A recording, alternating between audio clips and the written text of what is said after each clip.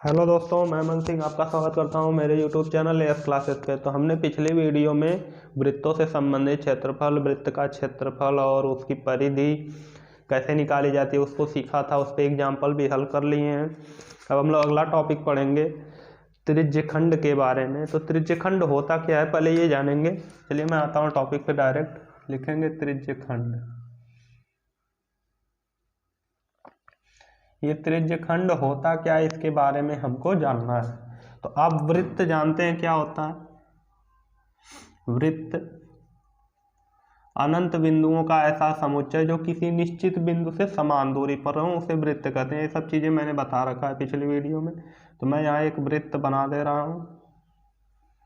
ये हो गया एक वृत्त, इसका ये केंद्र O है, इसको बोलते हैं त्रिज्या, इसको बोलते हैं त्रिज्या।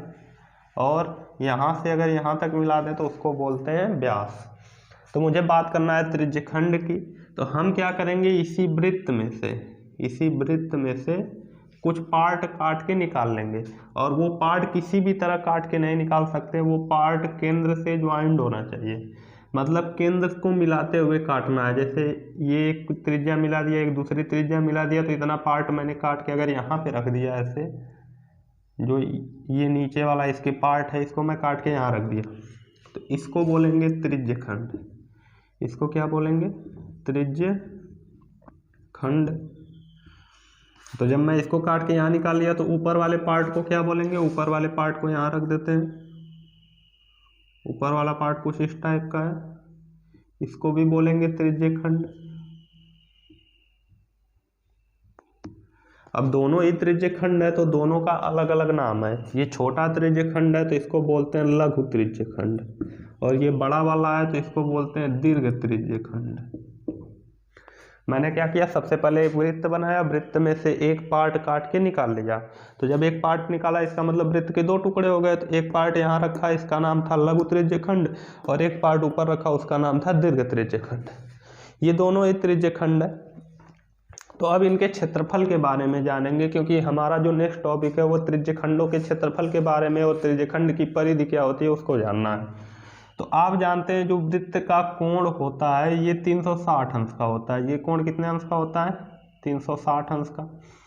लेकिन जो हम त्रिज्यखंड काट के निकाले हैं इनका कोण तो 360 होगा नहीं, क्योंकि 360 में से कुछ भाग ही काट के निकाले हैं। तो मान लेते हैं ये वाला कोण जो इसको हमने काट के निकाला, इसको मान लेते हैं थीटा। अगर इसको हमने थीटा माना तो ये भी थीटा होगा। तो ये वाला कितना होगा? पूरा 360 होता है, तो इसको थीटा माने तो ये होगा 360 अंश माइनस थीटा। तो इसका भी मान वही होगा 360 अंश माइनस थीटा। तो उम्मीद करता हूँ इतना तो समझ में आया होगा, ये बहुत सिंपल था। अब इसके आगे क्या करना है कि हमको दोनों का क्षेत्रफल निकालना है। तो पहले मैं लघु त्रिज्यखंड का क्षेत्रफल निकालता हूँ, फिर दीर्घ त्रिज्यखंड का। दोनों का सेम ही होता है, एक ही फार्मूले से चाहे तो आप दोनों का निकाल सकते हैं, लेकिन मैं दोनों का अलग अलग निकाल देता हूँ। बहुत ज़्यादा डिफरेंट नहीं रहेगा, बस थीटा का डिफरेंट रहेगा। वहाँ 360 माइनस रहेगा दीर्घ त्रिज्यखंड में, और लघु त्रिज्यखंड में केवल थीटा रहेगा। तो चलिए पहले हम लोग निकालते हैं त्रिज्यखंड का क्षेत्रफल। तो पहले लघु त्रिज्यखंड का क्षेत्रफल निकालते हैं। लघु त्रिज्यखंड का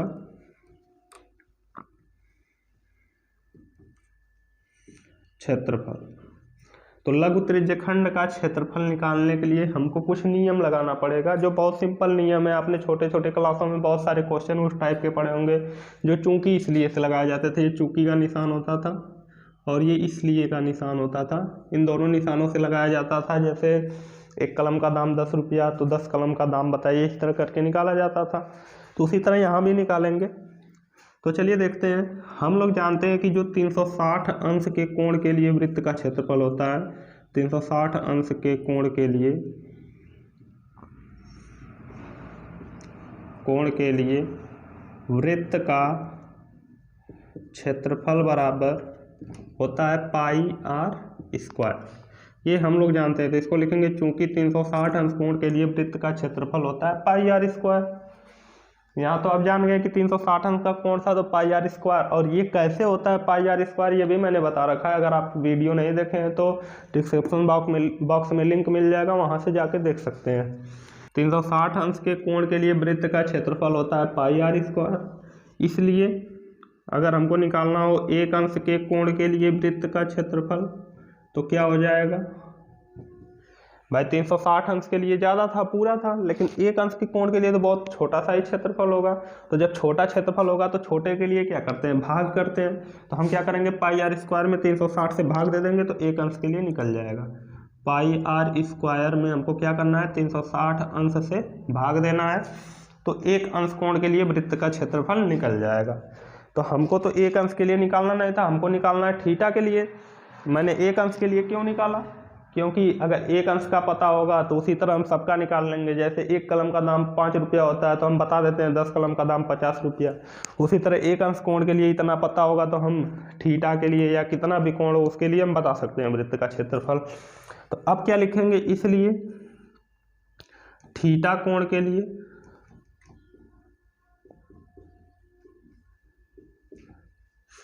अब थीटा कोण के लिए जब इसमें से काट लिए कुछ भाग तो वो तो वृत्त रह नहीं गया, अब तो वो त्रिज्यखंड बन गया। तो लिखेंगे थीटा कोण के लिए त्रिज्यखंड का क्षेत्रफल, या वृत्त का ही यहाँ पे लिख देते हैं, बाद में इसको अलग से दिखा देंगे, वृत्त का क्षेत्रफल। तो 1 अंश के लिए इतना था तो थीटा तो 1 से बड़ा ही है, तो 1 से बड़ा होगा तो ज़्यादा होगा, और ज़्यादा के लिए गुणा करते हैं तो इसका गुणा इसमें कर देंगे। तो क्या हो जाएगा, थीटा गुणे पाई आर स्क्वायर बटे 360 अंश। ठीक है, तो थीटा कोण के लिए वृत्त का क्षेत्रफल हो गया थीटा गुणे पाई आर स्क्वायर बटे 360 है। तो इसको अच्छे से लिखना, और ये लघु त्रिज्यखंड था, इसी का हम लोग निकाले हैं, तो लिखेंगे अतः लघु त्रिज्यखंड का क्षेत्रफल बराबर क्या आया, थीटा गुणे पाई आर स्क्वायर बटे 360। तो मैं थीटा बटे 360 एक साथ कर लेता हूँ, थीटा बटे 360 अंश गुणे पाई आर स्क्वायर को अलग कर लेते हैं, पाई आर स्क्वायर। ये आ गया लघु त्रिज्यखंड का क्षेत्रफल। उम्मीद करता हूँ समझ में आया होगा। ये बहुत ज़्यादा सिंपल सा है, छोटे छोटे क्लासों में ये तरीका आपने बहुत पढ़ रखा है।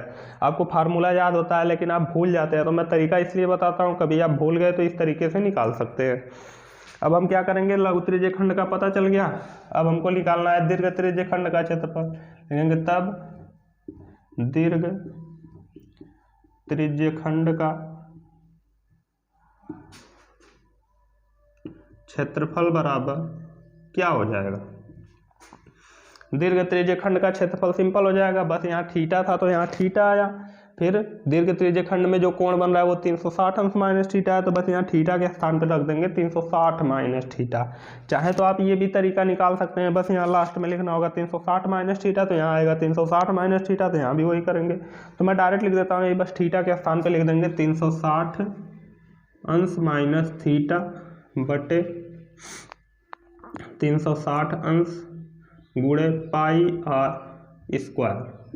ये होता है दीर्घ त्रिज्यखंड का क्षेत्रफल। तो उम्मीद करता हूँ पूरा प्रोसेस आपको समझ में आया होगा। अगर नहीं आता है तो कमेंट बॉक्स में बताइए, कोई और तरीका ढूंढेंगे इसके लिए, और आसान तरीके से इसको समझाने का प्रयास किया जाएगा। तो मिलते हैं कुछ एग्जाम्पल के साथ, तब तक के लिए इतना ही। अगर वीडियो पसंद आता है तो लाइक शेयर सब्सक्राइब जरूर करें।